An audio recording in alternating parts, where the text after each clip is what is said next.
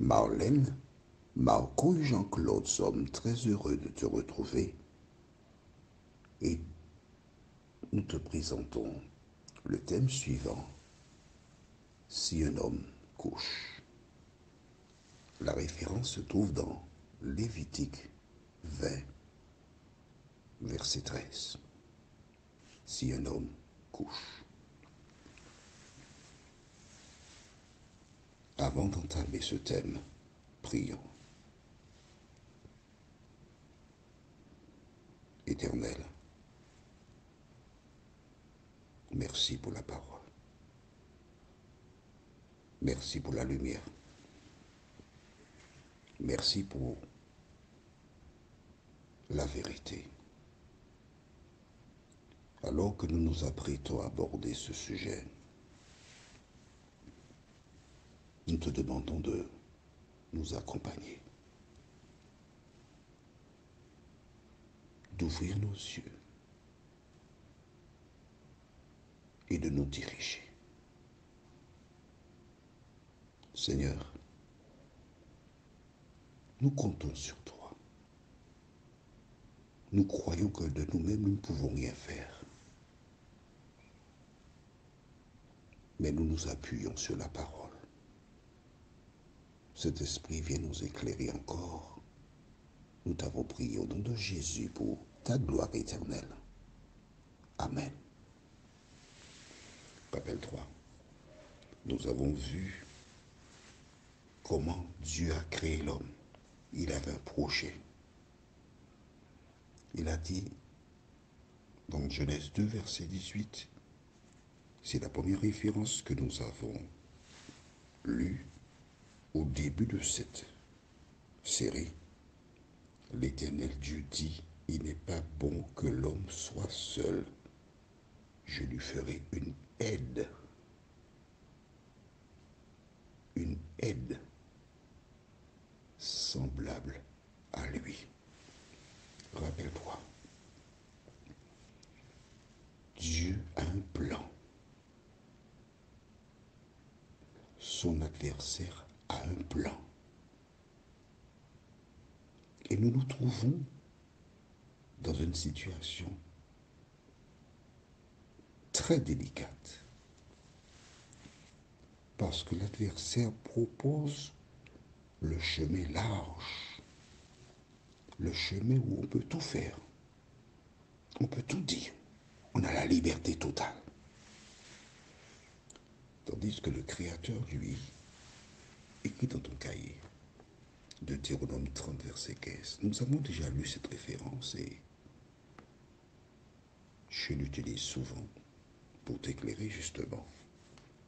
Deutéronome 30, verset 15 qui déclare, vois, je mets aujourd'hui devant toi la vie et le bien, la mort et le mal. Il n'y a que deux chemins, la vie et le bien, la mort et le mal. Dieu t'a laissé cette liberté et tu en fais ce que tu veux. En fait, quand je dis tu fais ce que tu veux, tu choisis ce qui te plaît. Maintenant, nous qui te voyons, qui t'accompagnons, nous t'aimons, tu sais que je t'aime. Et quand je te dis que je t'aime, cela veut dire que je voudrais te communiquer ce que dit la Bible, mais tout en respectant ta personnalité, ta volonté. Est-ce que tu comprends cela? En fait, Dieu ne rejette personne. Ce sont les humains qui, en fonction de leur choix, se trouvent dans des situations et parfois sont isolés. Mais même lorsque tu es isolé, Dieu est près de toi. Lorsque tu es isolé, Dieu est plus près de toi. pour te tendre la main. Nous avons vu comment Dieu a créé Ève de la côte de l'homme et il l'emmena vers Adam. Nous verrons prochainement la réaction de ce dernier. Mais en attendant, aujourd'hui, il existe des personnes qui ont développé une philosophie. J'ai eu l'occasion d'aller aux États-Unis et de voir des congrégations. Et un jour, une congrégation a été créée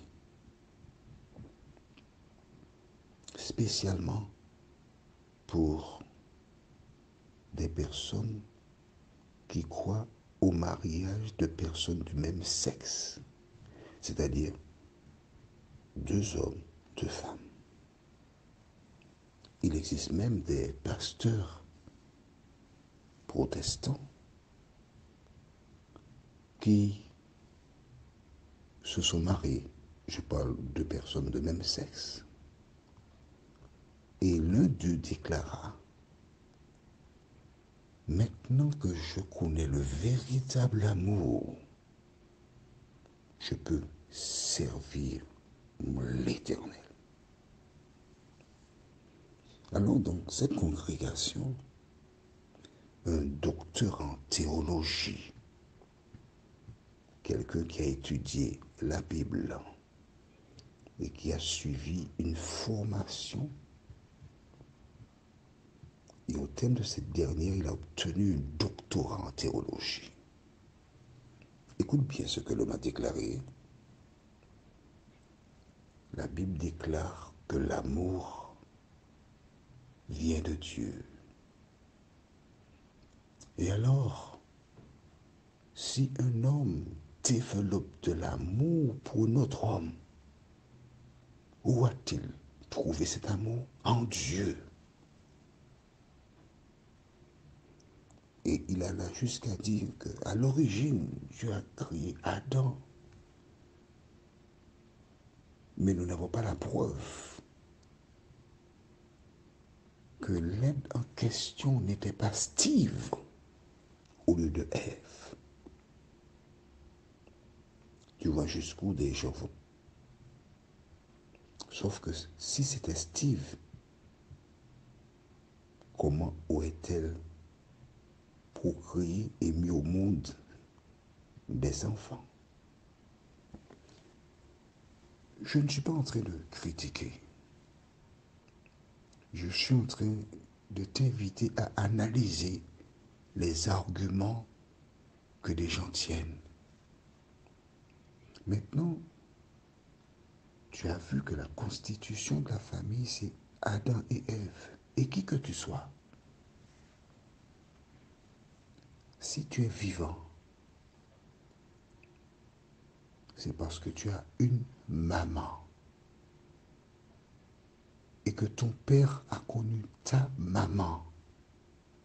Et c'est ainsi qu'elle devint enceinte et tous deux te donnèrent la vie. D'accord? C'est ainsi. Toutes les personnes vivantes viennent d'un père et d'une mère. Un homme et une femme. C'est ainsi qu'on fait des enfants. C'est ainsi que Dieu a institué la procédure pour avoir des enfants. Est-ce que c'est clair pour toi? Oui, d'accord. Bon, maintenant, que se passe-t-il? J'ai été petit garçon. Ensuite, j'ai grandi, je suis devenu un homme, maintenant je suis un grand-père. Pas encore un vieillard, parce qu'il me reste encore quelques petites choses. Et que se passe-t-il? Je vais utiliser une métaphore. Tu sais, j'aime les métaphores, les exemples. Il est toujours plus facile de garder la bouche ouverte que le bras étendu. Est-ce que tu as compris ce que j'ai dit? Tu veux que je reprenne pour toi? il est toujours plus facile de garder la bouche ouverte que le bras étendu. En fait, le beau rôle, ce sont les femmes qui l'ont. Il faut que l'homme soit ingénieux, il faut qu'il ait des paroles, etc. pour arriver à convaincre une femme. Il y a des hommes qui ne savent pas parler aux femmes. Et d'autres hommes bien gentils viennent nous proposer leur service. Il y a des personnes qui, suite à la consommation de certains produits, développent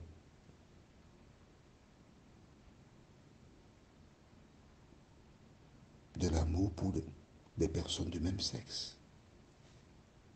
La science a démontré aussi qu'il y a des personnes qui fonctionnent ainsi. Mais qu'importe, qu'importe. Qu'est-ce que Dieu te dit? Lisons dans le livre de Lévitique, chapitre 20, le verset 13.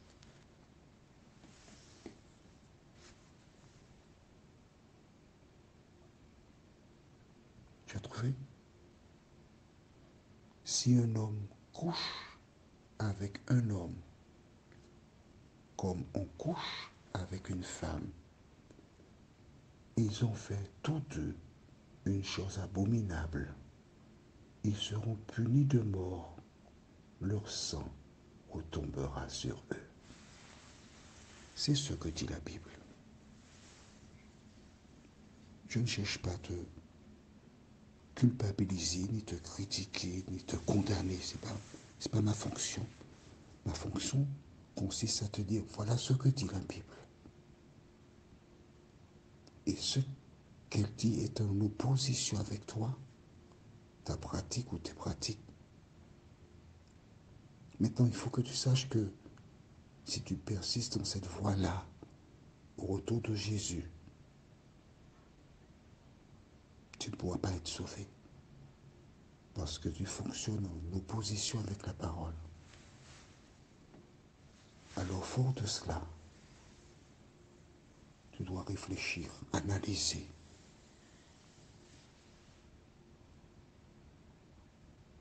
Et prendre la décision qui est la meilleure pour toi. Tu vois bien que je ne te dis pas ce qui est meilleur pour toi. Non. C'est toi seul qui dois savoir quelle est la meilleure décision pour ta destinée, pour ta vie. Prions. Seigneur, par le passé, l'ennemi a incité des prédicateurs et des gens à avoir un comportement particulier à l'endroit de tes enfants